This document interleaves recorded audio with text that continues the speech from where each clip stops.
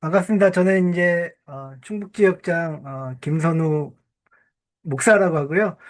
논리적 글쓰기를 위한 이제 설교도를 그려라라는 제목을 가지고 이야기를 좀 나누려고 해요. 근데 이제 제가 이제 이거를 어떻게 설명을 해드려야지 잘 전달할 수 있을까 고민을 참 많이 했는데 이제 저 부제에 보셔도 이렇게 나와 있듯이 형식을 넘어 흐름에 신경 쓰자. 그러니까 흐름이라는 키워드가 잡히더라고요. 그래서 좀 이제 이 좀 쉽게 하려고 했는데 여러분들 한번 잘 지금 식사도 다들 못 하시고 들어오셨는데 어, 제가 나름대로 열심히 준비를 했으니까 그래도 한번 이렇게 보시면서 이런 거구나라는 것을 한번 익혔으면 좋겠습니다. 그래서 오늘 강의의 전체 목차는요. 이제 들어가는 말이 있고 그다음에 이제 논리란 무엇인가 라는 파트로 처음에 이제 할 것입니다. 우리가 흔히 논리라고 생각하면 논리적인 형식에 집착할 때가 있지 않습니까? 그러나 이제 글을 쓸 때에는 그 형식이 초기에는 이제 중요하나 이제 계속 써 내려갈수록 이 형식이 오히려 발목을 잡는다는 느낌을 갖게 되더라고요. 왜냐면 형식에 갇히기 때문에 좀 더 내가 이걸 새롭게 하고 싶은데 좀 안 되는 저는 그런 문제를 좀 느꼈거든요. 그래서 논리는 형식이 아닌 흐름이다라는 방향으로 이제 논리에 대해서 좀 이제 이야기를 하고 있습니다. 그래서 요즘 최근에 이제 그 흐름 자체도 우리가 뭐 들리는 말, 읽히는 글, 뭐 설득되는 논리는 이제 흐름이 좋아야 되지만 이제 처음부터 끝까지 이제 어떻게 보면 한 이제 주제로 이어지는 그 흐름을 중심으로 이야기하고 있고요. 그리고 이제 두 번째 파트는 좋지 않은 논리에 대해서 좀 이야기하려고 해요. 좋은 논리를 구별하기 위해서 먼저 좋지 않은 논리에 대해서 이제 몇 가지만 이제 좀 살펴보려고 하는데요. 그래서 이 강의는 이제 논리학에서 언급되는 뭐 무슨 법 이런 전문적인 학술 언어는 이제 최대한 피하려고 했어요. 그래서 만약에 여러분들 더 필요하시다면 논리학에 대해서 좀 더 알고 싶다라면 제가 참고 도서도 이제 남겨놨으니까 필요한 분들은 그거 보시고 또 더 깊게 공부하시면 좋을 것 같고 그다음에 마지막으로 논리적 글의 설계도 그리기라는 파트인데요. 제가 개인적으로 글의 논리를 잡아가는 방법에 대해서 좀 이제 말씀을 드리려고 해요. 그래서 최대한 간단하게 하면서 최소한 이 정도만 하면 좀 잡히지 않을까라는 생각이 들어서 제가 최대한 이제 했으니까 오늘 이제 강의를 따라오시면 저의 목표는 여러분들이 이제 한 장의 어떤 이제 설계도를 그릴 수 있는 그런 이제 기술을 능력을 갖추는 것입니다. 자, 여러분들 각자 좋은 글의 어떤 비밀에 대해서 다들 생각을 하실 텐데 좋은 글이 무엇일까? 다들 고민을 하잖아요. 근데 저는 이제 논리적인 관점에서 봤을 땐 이제 읽는 사람이 무슨 말인지 모르겠다라고 되묻지 않는 글이 좋은 글이다라고 이제 말씀을 드리고 싶어요. 그래서 그 비밀은 화려한 문장이 아니라 이제 처음부터 끝까지 한 방향으로 흐르는 설계가 있을 때에 무슨 말인지 모르겠는데요. 이런 어떤 이제 반문이 나오지 않는다라는 것이죠. 그래서 아까 말씀드렸다시피 이 강의를 듣고 나면 어떤 주제든 한 장의 설계도를 그릴 수 있게 됩니다라고 말씀을 드렸는데 이제 결론 한 문장이 있어야 되고, 그 다음에 전제 점검이 있어야 되고, 논증의 틀이 있어야 된다라는 어떤 그런 이제 제가 세 가지 단계를 가지고 여러분들에게 이제 또 얘기를 해드리려고 합니다. 자, 이제 파트 1으로 바로 들어가 보겠습니다. 자, 논리와 관련된 서적들을 여러분들이 살펴보시면요. 그 논리를 형식과 어떤 규칙 안에서 설명하려는 책들이 굉장히 많더라고요. 대부분의 책들이 어떤 이제 형식과 규칙 또 어떤 법칙들을 이야기하는데 많은 이제 시간을 할애하는 것 같은데 왜냐하면 논리라는 것 자체가 처음 했던 이야기와 끝의 이야기가 동일해야 하기 때문에 어떤 주어진 틀을 잘 활용한다면 주제에서 벗어나지 않는 논리적인 글을 쓸 수 있다라는 어떤 관점에서 그렇게 이제 형식과 규칙, 어떤 법칙들을 많이 이야기하는 것 같더라고요. 근데 그러나 이제 사람이란 게요, 어떤 형식을 다 알 수 있는 게 아니지 않습니까? 그리고 또 이 형식 안에서만 글을 쓸 때에 굉장히 어떤 지루해지는 느낌을 아까 서두에서도 말씀드렸다시피 이렇게 그렇게 그런 느낌을 많이 받는 것 같아요. 그래서 저는 이 대안으로 형식이 아닌 흐름에 우리가 관심을 좀 기울인다면 우리가 쓰려는 글들이 좀 더 논리적이면서도 주제에서도 벗어나지 않고 더 풍성해지지 않을까 하는 그런 생각을 하게 됩니다. 그래서 제가 굳이 이제 정의를 좀 이제 내리려고 하다가 이제 한자를 좀 가지고 왔는데 이 논리라는 한자를 붓으로 이제 풀어보면 이제 논자는 이제 말을 정돈하다 뭐 어떤 이제 생각을 정리하다 이런 어떤 의미가 도출되고 다스릴 리자도 이제 붓으로 풀어보면 이제 옥의 결을 따라 다듬다라는 이런 의미가 도출되더라고요. 그래서 따라서 이제 논리라는 거는 말과 생각의 결을 정돈하여서 이제 질서를 잡는다라고도 볼 수가 있겠죠. 그래서 말은 시작과 끝이라는 흐름이 있기 때문에 좀 정돈되지 않아도 이제 뭐 이해할 수 있을 것입니다. 그러나 이제 글과 관련된 논리는 이제 처음과 끝 이 말과 생각의 질서가 이제 잡히지 않는다면 이제 좀 이제 이해하기가 어려울 수 있다라는 것이죠. 그래서 제가 이제 예문을 좀 이제 가져와 봤는데 자, 한번 제가 읽어보도록 하겠습니다. 요즘 직장인들의 스트레스 원인은 다양합니다. 저도 어제 친구를 만났는데 표정이 정말 안 좋았습니다. 출퇴근 시간이 너무 깁니다. 워라밸이 중요합니다. 우리 회사도 재택근무 제도를 도입해야 합니다. 자, 여러분들도 다 이 글 읽어보셨죠? 혹시 이 글의 문제는 어떤 거라고 생각하세요? 그냥 자유롭게 좀 이제 이야기를 하셨으면 좋겠는데 어떤 게 좀 문제인 것 같으세요?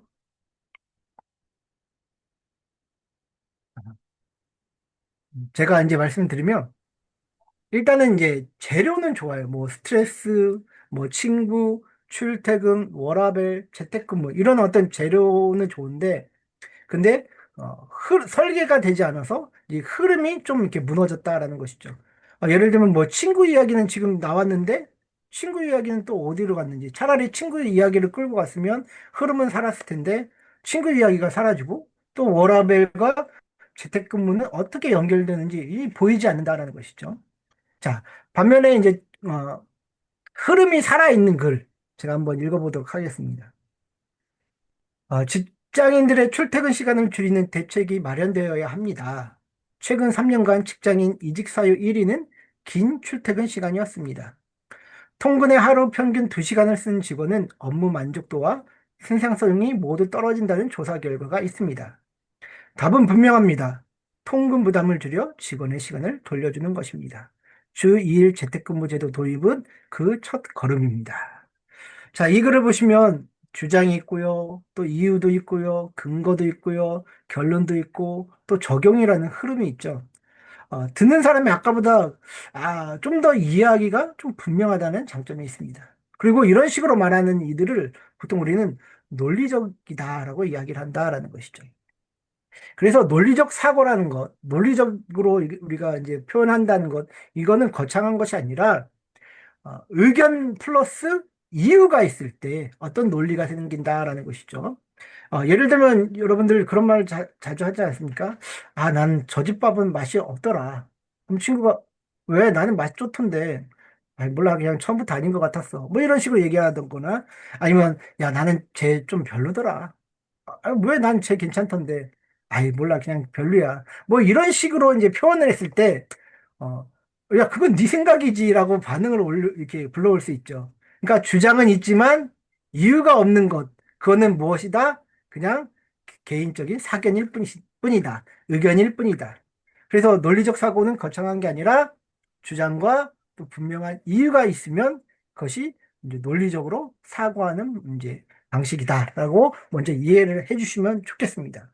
그래서 논리는 주장이 있고 또 이유가 있고 거기에 해당하는 근거가 있어야 되는데 자 여기서 제가 이제 논리의 두 얼굴을 이제 이야기를 했거든요. 그러니까 재료로서의 논리, 그다음에 배열로서의 논리. 그러니까 아까 주장과 이유가 있어야 된다고 그랬죠.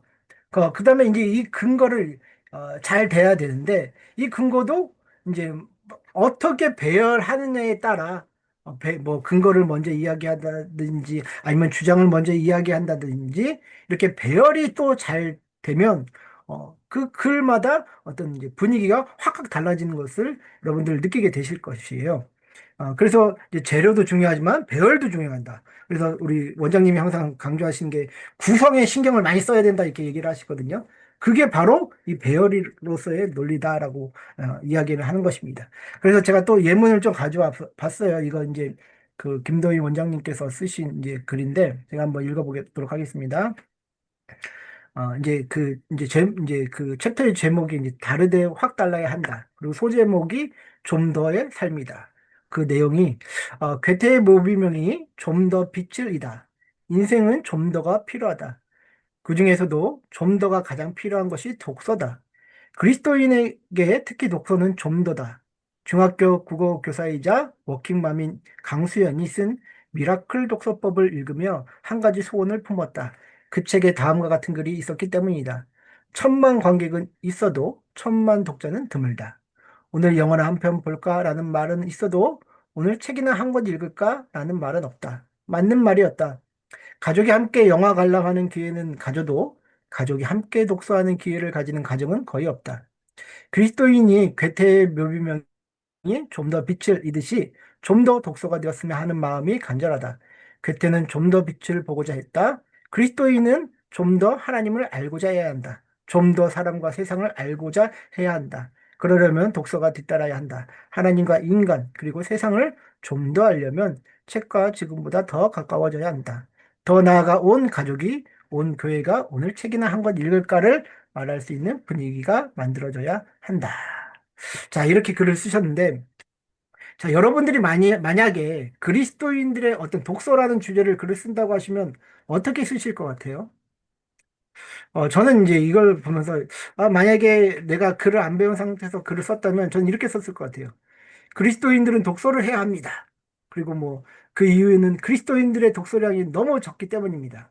이러면서 어떤 통계도 갖다 붙이고 뭐 과거 교부들과 뭐 신학자들은 영성 독서를 많이 했다라는 그런 식의 뻔한 글쓰기가 저는 그렇게 썼을 것 같아요. 그렇죠?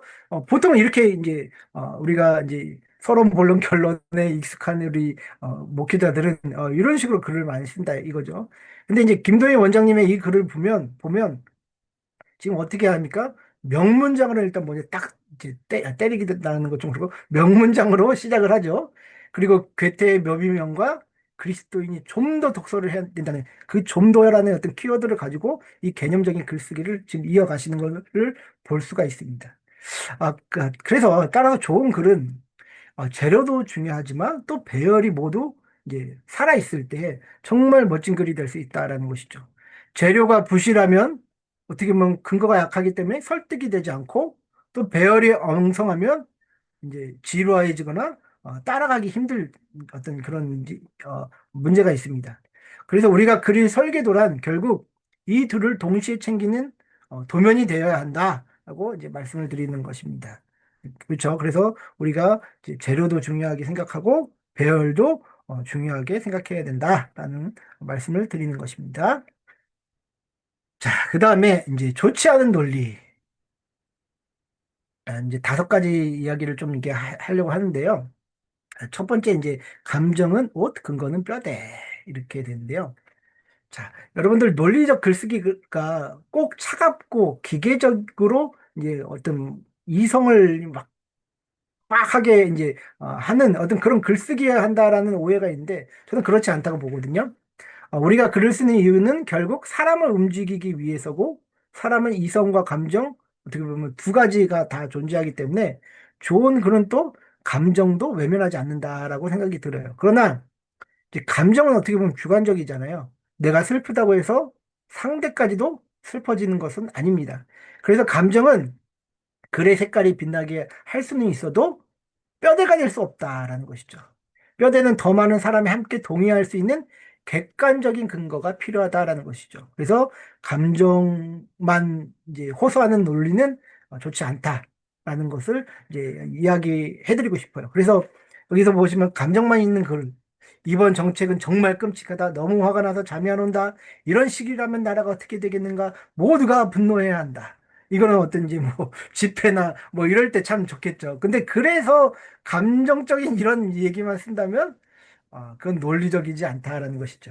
그래서 근거 위에 차라리 이렇게 감정이 얹힌 글을 쓰면 이번 정책은 저소득층의 의료 접근성을 30% 낮춘다는 분석이 있다. 어떤 근거가 되겠죠. 그래서 가장 약한 자리에 있는 사람들이 가장 먼저 다친다. 뭐 그래서 나는 이 정책 앞에서 잠을 이루지 못한다. 이런 식으로 또 써주면 글이 딱 산다는 느낌이 있습니다. 그래서 감정만 호소하지 말고 약간 근거를 같이 대면서 이 감정을 이제 옷을 입히면 좋은 논리가 될 수 있다라고 말씀을 드리고요. 자, 그 다음에 이제 성급한 일반화. 그러니까 한두 개의 사례로 전체를 단정하는 오류입니다. 자, 예문 하나 읽어보면요. 김 씨의 현대 소나타는 구입한 지 1년도 안 되어 얼터네이터가 고장났다.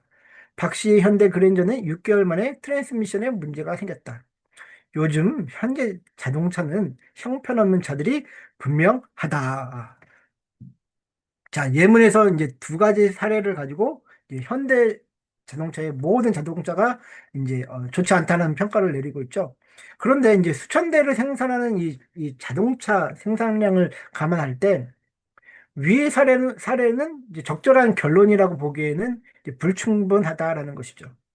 어, 저는 개인적으로 이제 싸잡아 욕하기라고 이제 부르는데, 이제 한두 개의 사례를 가지고 전체를 평가할 때, 좀 이건 신중하게 해야 된다라는 것이죠. 뭐, 우리가 그렇잖아요. 예전에 다닐 때 도망간 친구 때문에 학교 전체가 욕먹는 것처럼 이런 성급한 일반화가 글에도가 있을 때 독자들은 이제 기웃하게 만들겠죠. 또한 그런 글들은 신빙성을 떨어지게 만듭니다. 그래서 여러분, 우리가 할 때는 어떤 이제 평가를 내리거나 이럴 때는 적절한 어떤 근거를 가지고 또 이제 이야기를 하는 것이 성급한 일반화 오류에 빠지지 않는 그런 단정적인 오류를 범하지 않는 그런 이제 일을 해야 된다라고 하는 거고요.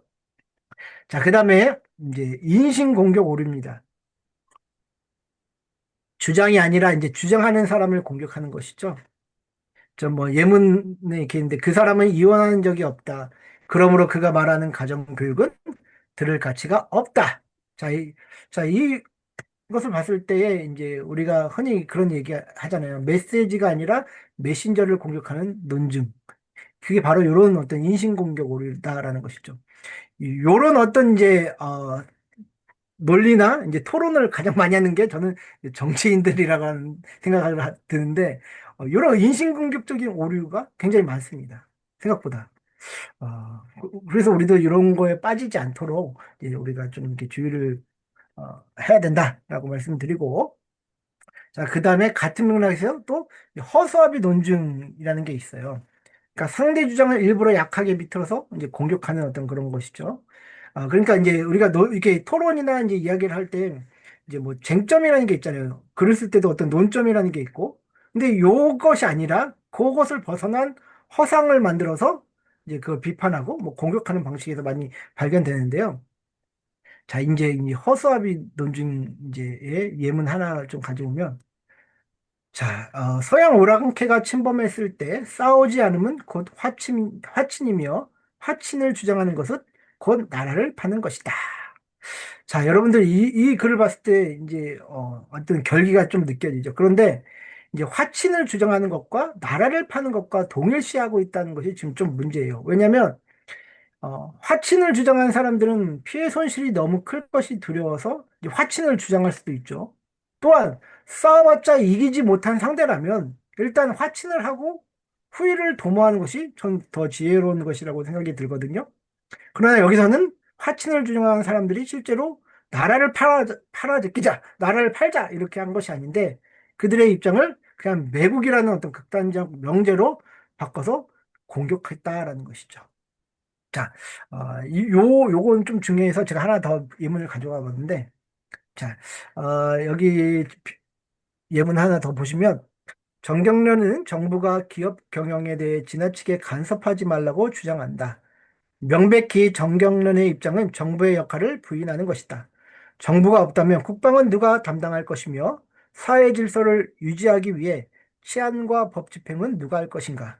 우리는 이러한 정부의 역할을 포기할 수 없으며 따라서 정경련의 주장은 터무니없는 것이다.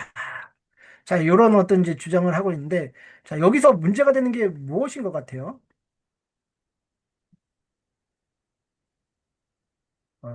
제가,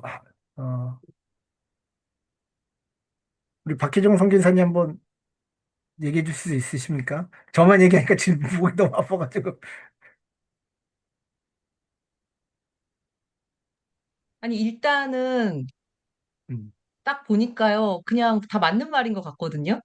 네, 일단 봤을 때는 맞는 것 같은데, 네. 근데 이제 틀렸다고 하시니까 이게 좋지 않은 허수아비 논증의 예문이라고 하시니까 음. 다시 이렇게 보게 되네요. 그래서 그죠? 맞아요. 이게 좀 헷갈려요. 이런 허수아비 논증도. 근데 이제 여기서 이제 제가 이제 이어서 말씀드리면 이제 문제는 이제 기업 경영과 정부의 역할 사이에서 논점이 지금 비약하고 있다라는 것이죠. 왜냐하면 정부와 기업 경영에서 발생하는 문제는 어떤 이제 세금이나 어떤 그다음에 기업 규제와 관련된 항목일 맞는데 그런데 이제 정부의 국방 역할을 쟁점으로 갑자기 갖고 와서 기업이 정부의 국방과 사회 질서를 교란시키는 것처럼 이렇게 논점을 흐리고 상대방의 주장을 반박한다라는 것이죠. 어. 그래서 요런 어떤 게 문제가 많거든요. 실제로 이제 개신교에서 이제 차별금지법에 대한 어떤 반대를 하잖아요. 그럴 때 이제 반론을 제시하는 사람들이 개신교인들은 사랑이 없다고 말을 이렇게 주장을 하는 걸 제가 들었거든요. 그러나 개신교 측에서는 사람에 대한 차별을 주장한 적이 없음에도 불구하고 우리 모두를 사람을 차별하는 것처럼 이제 몰고 간다라는 것이죠. 이는 이제 어떤 논점을 벗어난 어떤 허구의 어떤 허수아비를 세워놓고 또 그것을 비판하는 그런 이제 허수아비 논중 오류에 빠진다라는 것이죠. 그래서 이렇게 상대 주장을 부풀려 놓으면 반박은 쉬워지지만 진짜 토론은 안 된다라는 것이죠. 왜냐하면 논점 자체가 다르기 때문에 그래서 우리가 이런 것들을 좀 이렇게 분별하고 이제 판단하고 또 비판할 수 있는 이제 능력을 기르는 게 또 중요하다라고 생각이 듭니다. 그다음에 이제 순환 논증 성결 문제의 가정 이건데요. 증명해야 할 것을 이미 증명된 것처럼 사용하는 오류라는 거예요. 그러니까 이제 처음에 전제와 이제 결론이 이제 계속 이제 똑같이 순환해 가는 것이죠. 이제 예문을 보시면 이 책은 진리다. 왜냐하면 이 책 안에 그렇게 적혀 있기 때문이다. 그러니까 이 책이 진리라면 왜 이게 진리인지 이야기를 해줘야 되는데 그냥 그렇다. 이 책이 진리이기 때문에 그렇게 얘기한다라는 것이죠. 그래서 이 논증의 가장 큰 문제는 이제 결론이 이제 전제를 다르게 표현한 것과 다를 바 없는 것처럼 보이는 것이 문제다라는 것이죠. A는 그러므로 A다와 같은 논증은 이제 설득력이 좀 떨어진다라는 것이죠. 근데 제가 이제 목회자로서 이제 했을 때 저희가 요런 어떤 이제 좀 논리에 있어서 요런 오류도 좀 많이 이제 하는 것 같아요. 왜냐면 저도 이제 설교는 선포다, 뭐 이런 것을 많이 배웠기 때문에, 성경에서는 이렇게 얘기하고 있다라고 이제 얘기를 하기 때문에 이제 좀 이렇게 근거를 대고 또 증명하는 어떤 일들을 좀 많이 안 했다라는 것이죠. 그러니까 성경에 이렇게 됐기 때문에 우리는 무조건 믿어야 한다라는 어떤 이제 그런 어떤 이야기들을 많이 하는데, 뭐 설교 때 그런 게 필요합니다. 그런데 이제 논리적인 어떤 글과 어떤 논리에 있어서는 이런 좀 문제가 좀 있다라는 것을 좀 알아주셨으면 네, 감사하겠습니다. 자, 됐죠? 그 다음에 이제 설계도 그리기라는 어떤 이제 제가 이제 그 단계로 왔는데, 제가 이제 설계도를 그리는데 도움이 되는 세 단계를 이제 좀 이렇게 말씀을 드리려고 해요. 뭐 이렇게 많아봤자 또 이해도 안 되잖아요. 그래서 저는 우리가 이제 어떤 글을 쓸 때는 결론이 있어야 된다. 한 문장으로 정리할 수 있는 결론이 필요하다라고 말씀드리고요. 그 다음에 전제라는 것을 이제 좀 이제 우리가 고민을 해야 된다라는 것이죠. 여기서 이제 전제가 굉장히 또 중요하다고 생각이 드는데, 그것에 대해서 또 얘기할 거고, 그 다음에 이제 다양한 이제 논중의 어떤 틀이 있잖아요. 뭐, 우리가 서론본론 결론과 같은 뭐 3단 구성도 있고, 기승전결 4단 뭐 그런 이제 구성도 있고, 그런 다양한 틀들을 가지고 이 배열을 이제 조각하라. 근데 결국엔 제가 가장 중요한 것은 흐름식 구성을 이따가 또 말씀을 드릴 것입니다. 자, 어, 자, 여기서 보시면 이제 글의 설계도에서 이제 가장 먼저 우리가 그려야 할 것은 무엇보다도 결론이죠. 그러니까 자기가 무엇을 말하려는지 한 문장으로 쓸 수 있어야 저는 이제 글이 이제 주제에서 벗어나지 않는다라고 생각이 들거든요. 자, 여기서 보시면 예문을 보시면 이제 또 주제도 막연한 주제는 조금 이제 힘들 것 같아요. 왜냐면 사회는 변화해야 합니다. 그걸 뭐 어떻게 하자고? 그걸 어떻게? 그러니까 좀 이렇게 어떤 결론을 할 때도 글을 쓸 때 이제 논리적으로 할 때도 정부는 하위 소득의 10%의 뭐 저소득층을 지원해야 합니다. 나처럼 이게 누가 무엇을 어떻게 하는 게 좋은지에 대한 어떤 한 문장의 결론이 뭐 이렇게 글에 안 드러나도 되고 일단 내가 이해할 수 있는 그런 이제 한 문장의 명제가 반드시 이제 설정이 되어야 된다라는 것이죠.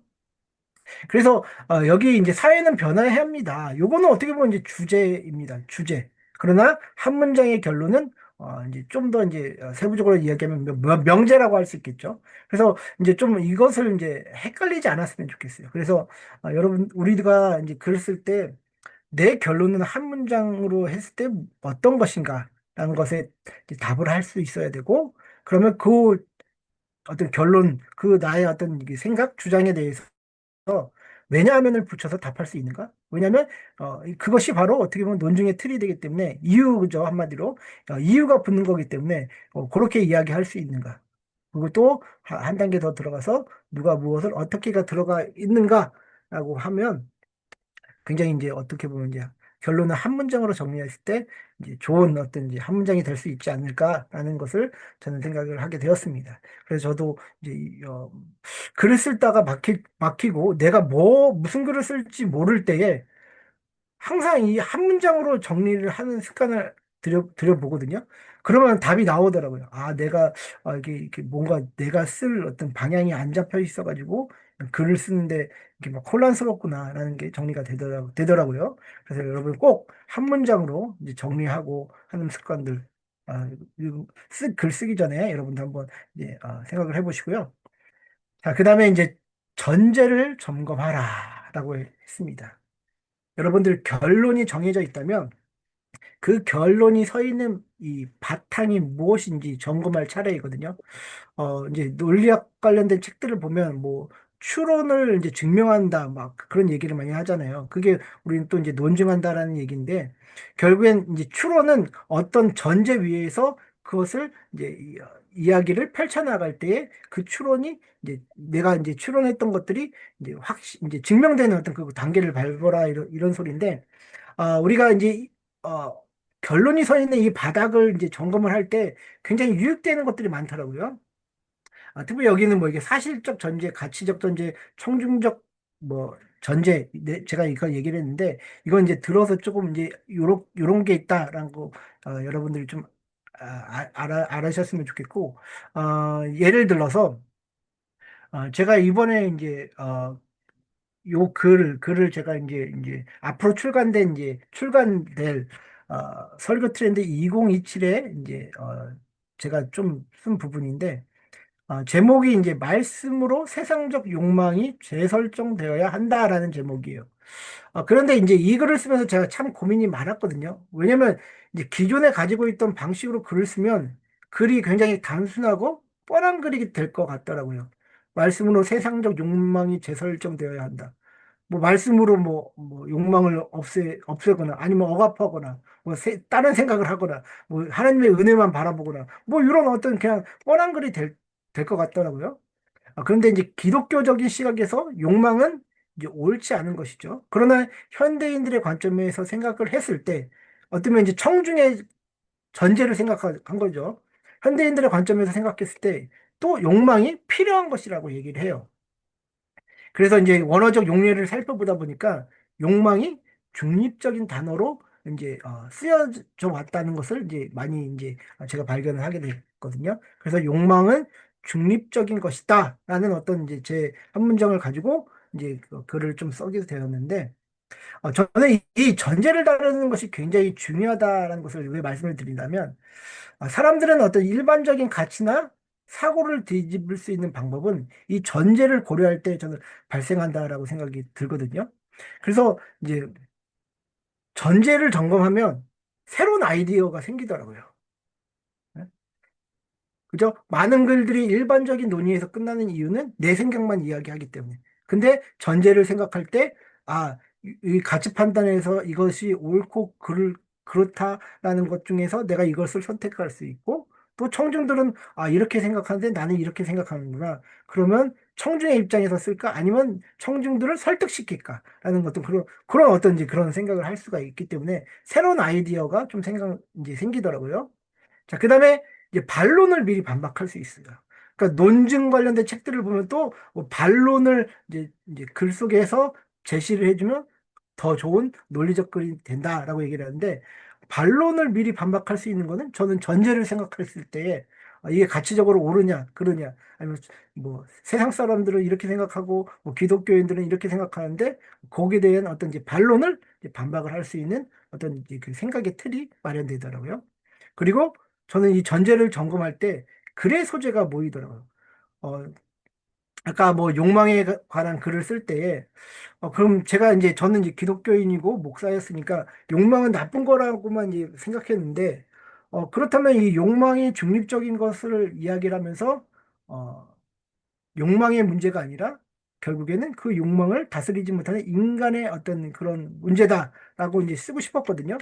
그렇게 될 때에 그럼 내가 어떤 재료들을 모아야 될 거 아니에요. 그죠? 그래서 여러 가지 책들을 찾아보게 되더라고요. 그래서 이제 글의 소재가 모이게 되는 것을 저는 이제 느꼈습니다. 그래서 전제를 점검하면 저는 이제 굉장히 많은 유익이 있다. 흔히 뭐 이제 다른 책들 보면 뭐 계획 수립 단계, 뭐 자료 수집 단계, 뭐 이런 단계들을 얘기를 하잖아요. 근데 그렇게 어떻게 딱딱 이렇게 끊어서 안 되더라고요. 근데 저는 이제 이 전제를 점검하고 생각을 하다 보면은 요런 이렇게 아이디어도 떠오르고, 그다음에 이제 책도 왜냐하면 내가 부족한 게 뭔지 발견되기 때문에 그렇게 이제 어떻게 모을 수 있는 어떤 이제 여건이 이제, 제공되더라라고 말씀을 드리고 싶습니다. 그래서 여러분들 결론을 항상 한 문장으로 정리해 보시고, 그다음에 전제를 좀 점검을 해 보시라라고 말씀을 드립니다. 자, 그다음에 논증의 틀을 조각하라. 자, 그러면 결국에는 이제 그것을 어떻게 배열할 것인가에 대한 문제잖아요. 근데 다행히 우리들에게는 이미 검증된 틀들이 많이 있습니다. 이것 말고도 더 많을 거라고 저는 생각이 들거든요. 그래서 이제 우리가 이제 간단하게 이런 어떤 구성들을 좀 이렇게 살펴보고 이제 제가 이제 어, 말씀을 좀 이제 마치려고 하는데, 자, 일단 3단 구성, 가장 기본적인 글쓰기 구조죠. 보통 서론에서 뭐 문제 제기를 하고, 또 뭐 본론에서 논증을 하죠. 주장, 이유, 그다음에 근거들 대면서 이제 논증을 하죠. 그리고 결론에서 이 모든 내용, 주장을 정리하는 그런 흐름입니다.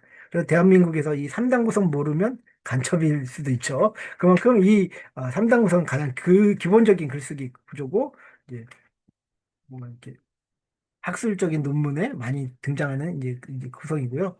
그래서 이런 것들로 이제 활용하시고, 그다음에 사단 구성.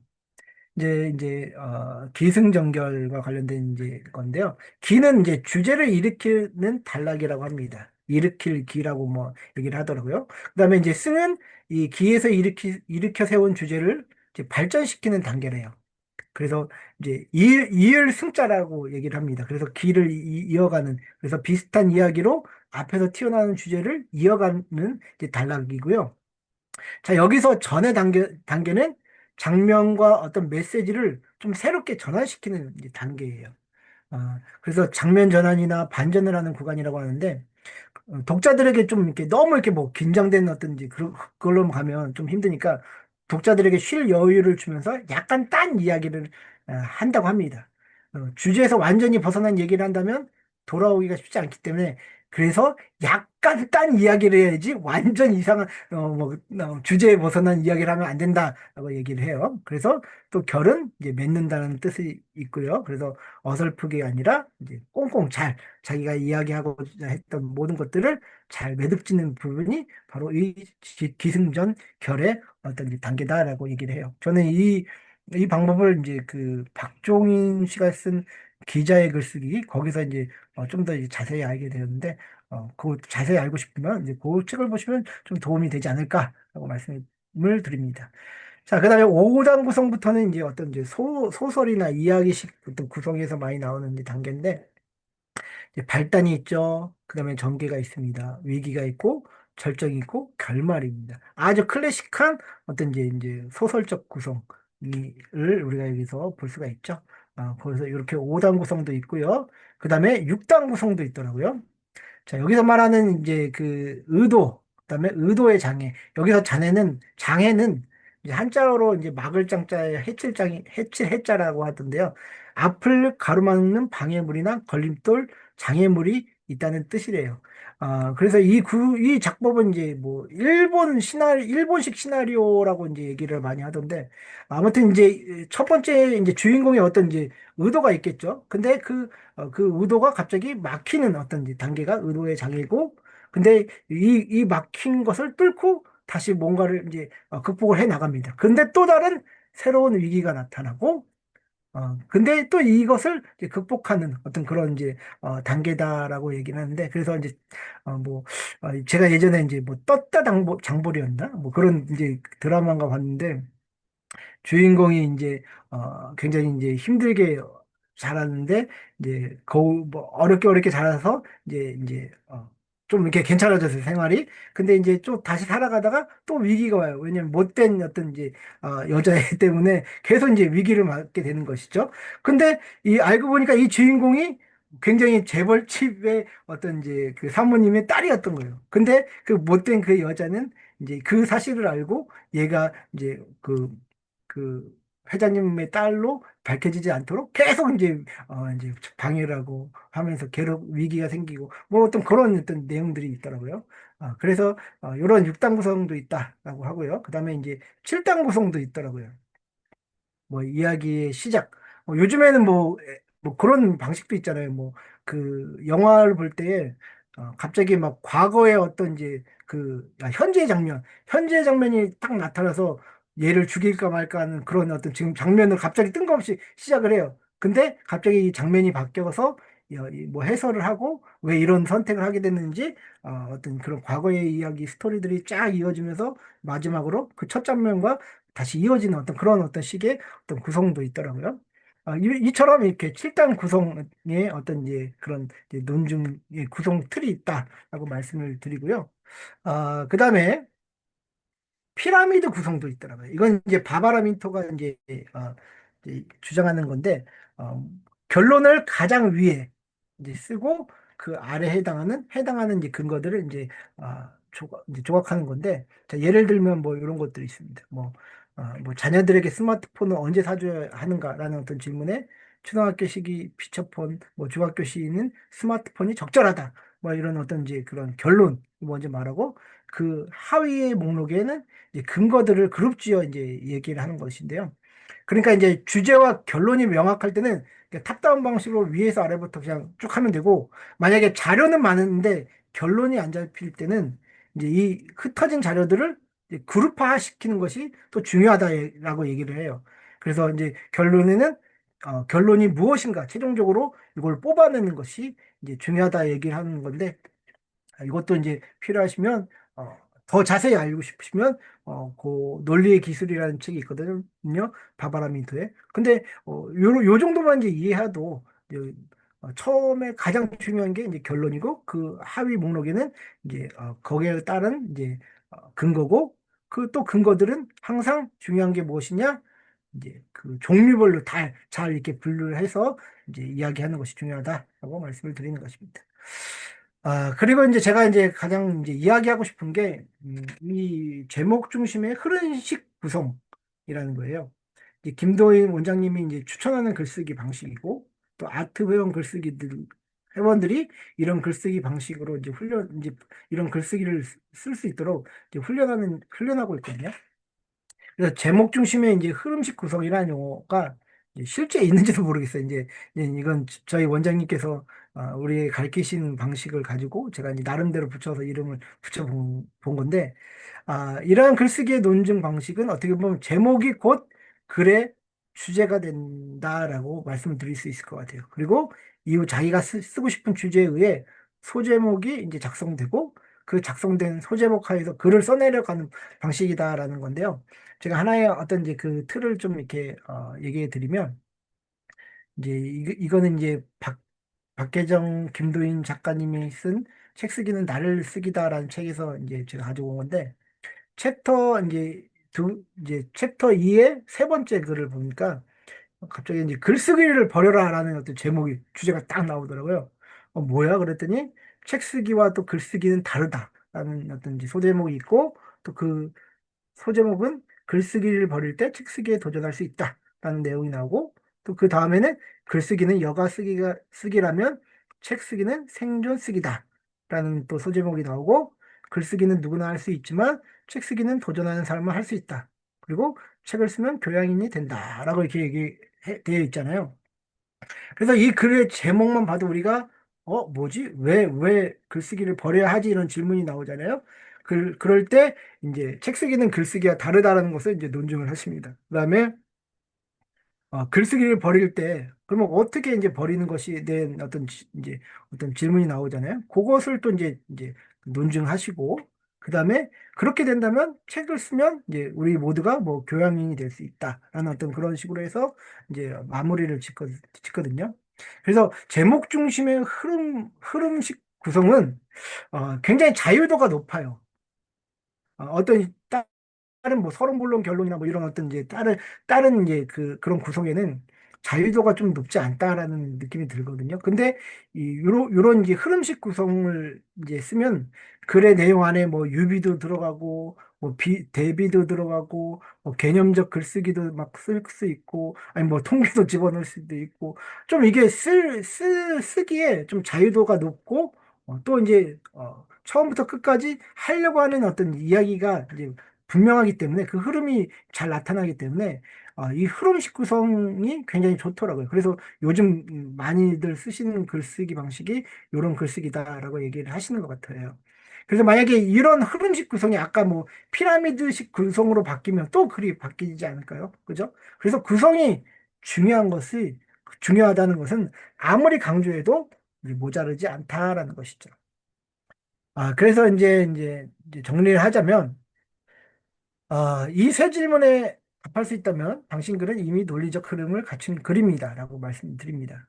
첫째, 여러분 나는 무엇을 말하려는가 이 글에 그런 어떤 이제 것에 대답을 할 수 있다면 이제 논리적 흐름을 갖췄고 그다음에 그 당신이 말하려고 하는 그 결론은 어떤 전제에 서 있는가 라는 것을 이제 또 답을 할 수 있으면 논리적인 그리고 이것을 어떤 순서로 풀어갈 것인가라는 것에 대한 이제 고민을 했다면 그 글은 이미 논리적 설계를 하였고 또 논리적 흐름을 갖춘 글이다라고 말씀을 드리는 바입니다. 그래서 좋은 글은 영감의 산물이 아니라 설계의 산물이다. 그래서 먼저 이제 설계도를 그리시라라고 말씀을 드리는 바입니다.